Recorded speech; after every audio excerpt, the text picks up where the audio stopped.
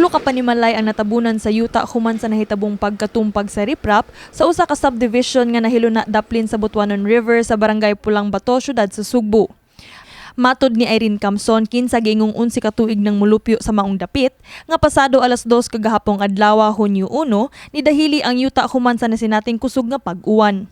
Nahugno na siya pagkauwan kay ma paghuno sa uwan mo na ni dailos diha. Nya mao to siya. Kana diya wala puro na abono diha, tambak na siya tanan diha. Dugang pa ni Camson, ang gitrabahong subdivision sa luyo sa ilang mga panimalay ang gituhuang hinungdan sa panghitabo. Asa may puyuan ni mga wala jud mi kapuy-an sad.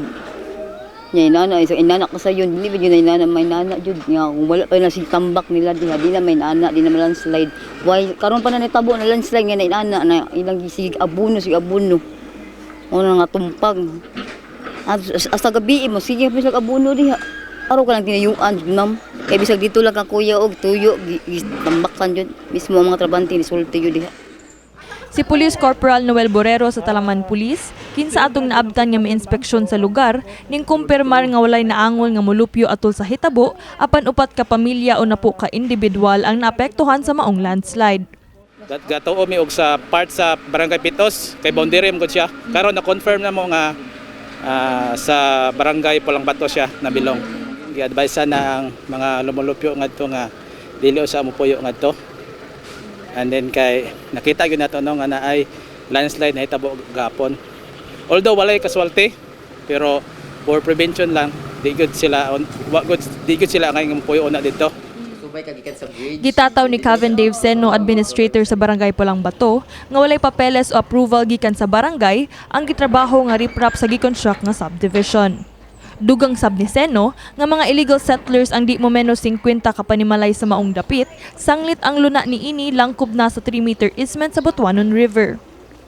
Ang unang gibuhat mo diri sa barangay namin, padulong mi dito karon maghatag mi sa ayuda, food packs lang sa jud kay sa pagkakaroon mag-meeting pa man mo ang disaster nga kuan team o meetingan pa man na siya. Kay financially wala man mi kay bawon sa ilang paagi sa paghatag, pero today ni tawag na ko ang executive secretary ni Congressman QT nang utana siya unsa daw ilang ma-action, pero kasagaran mahatag man na sila financial sad.